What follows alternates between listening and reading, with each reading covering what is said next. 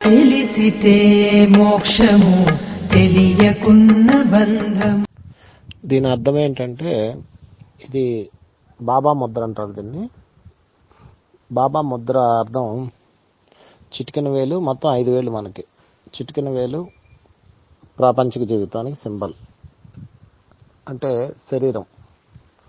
2వ వేలు మనసుకు సింబల్, అంటే ఉంగరం వేలు. అందుకని ఎప్పుడు కూడా మనసుకి గుర్తుగా మనం ఉంగరం వేలుకు ఉంగరం పెడతాం. ఉంగరం పెడతాం కాబట్టి దాని ఉంగరం వేలు. అది 2 అంటే చిటికిన వేలు వైపు నుంచి వస్తాయి. చిటికిన వేలు, దాని తర్వాత ఉంగరం వేలు, దాని తర్వాత మధ్య వేలు, దాని తర్వాత చూపుడు వేలు, బొటన వేలు. ఇవి 5 వేళ్ళు. ఈ 5 వేళ్లలో చిటికిన వేలు మరియు చూపుడు వేలు 2 ఓపెన్ చేసి మధ్యలో 2 వేళ్లు క్లోజ్ చేసి బొటన వేలుతో నొక్కుతాడు. ఇది బాబా ముద్ర, మహావతార్ బాబాజీ సింబల్ ఇది. అంటే దాని అర్థం ఏమంటే, లైన్లో చెప్పుకుంటూ వస్తే చిటికిన వేలు శరీరానికి గుర్తు, దాని తర్వాత 2వ వేలు మనసుకు గుర్తు, దాని తర్వాత 3వ వేలు బుద్ధికి గుర్తు, దాని తర్వాత 4వ వేలు ఆత్మకి గుర్తు.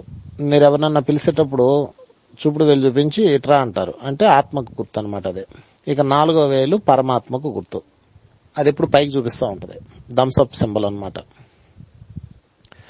సో చిటికిన వేలు అండ్ చూపుడు వేలు 2 ఓపెన్ చేస్తాడు బాబా, మధ్యలో 2 వేళ్లను మూసేస్తాడు. అంటే శరీరాన్ని ఓపెన్ చేయి, శరీరాన్ని ఏం చేయొద్దు, నువ్వు శరీరాన్ని ఇబ్బంది పెట్టద్దు, దాన్ని ఫ్రీగా వదిలేయి. మరి దేన్ని క్లోజ్ చేయాలి? మనసును క్లోజ్ చేయి. దాని తర్వాత దేన్ని క్లోజ్ చేయాలి? బుద్ధిని క్లోజ్ చేయి. నీకు తెలిసిన బుద్ధి కొంత ఉంటుంది, మొత్తం లేదు నీ దగ్గర, కొంతే ఉంటుంది.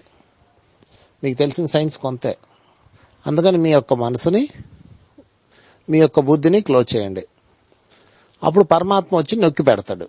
పరమాత్మ అంటే బొటన వేలు కనుక బొటన వేలు చూపుడు వేలుని మధ్య వేలుని నొక్కి పెట్టాలి. అది బాబా సింబల్. శరీరాన్ని వదిలిపెట్టేయాలి, శరీరాన్ని ఇబ్బంది పెట్టకూడదు. మనసుని నొక్కేయాలి, బుద్ధిని నొక్కాలి. అప్పుడు ఆత్మ వికాసం చెందుతుంది. ఇది బాబా సింబల్. కనుక బాబా సింబల్ ఏంటంటే, మీరు శరీరాన్ని ఓపెన్గా ఉంచండి, అంటే దాన్ని ఇబ్బంది పెట్టక ఫ్రీగా వదిలేయండి. మనసుని నొక్కండి, బుద్ధిని నొక్కండి, అప్పుడు మీ ఆత్మ వికాసం చెందుతుంది. ఇది బాబా సింబల్. ఇది చాలా చక్కటి సింబల్ అండి.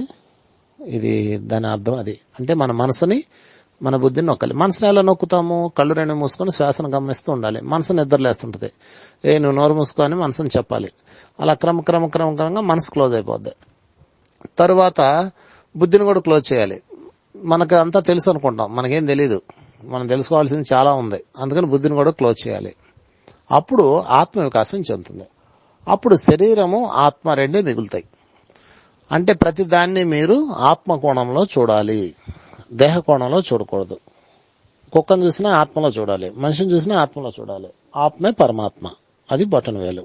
ఇది బాబా సింబల్, సింపుల్ గా చెప్పాలంటే.